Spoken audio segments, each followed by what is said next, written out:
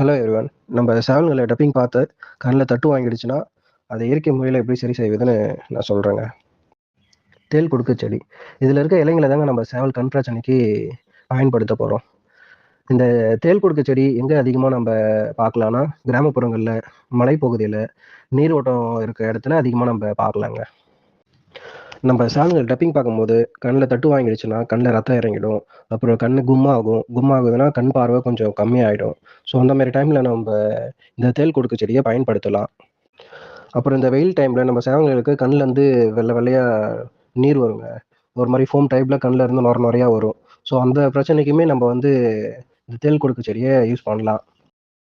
சேவலுங்க கண்ணில் தட்டு வாங்கி ரத்தம் இறங்கி இருந்து, அப்புறம் சேவலுங்க தட்டு வாங்கி கும்மாகி இருந்தால், கும்முனா சேவலுங்க கண் பார்வை கம்மியாகும். அந்த பிரச்சனைக்கும், அப்புறம் வெயில் டைமில் சேவல்களுக்கு கண்ணில் நுர தள்ளுங்க, தண்ணி வடியும். ஸோ அந்த பிரச்சனைக்குமே நம்ம தேள் கொடுக்கு செடியை பயன்படுத்தலாம். அதில் இருக்க இலைங்களை நம்ம பயன்படுத்தலாம்.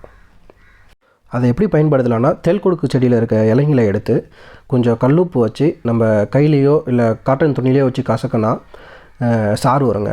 அந்த சாறை ஒரு 1 ட்ராப் இல்லை 2 ட்ராப் அளவுக்கு நம்ம கண்ணில் விடலாம். காலையும் மாலையும் 2 டைம்லேயுமே போட்டு வரலாங்க. ஒரு 3 to 4 டேஸில் நம்மளுக்கு 100% ரிசல்ட் வருங்க.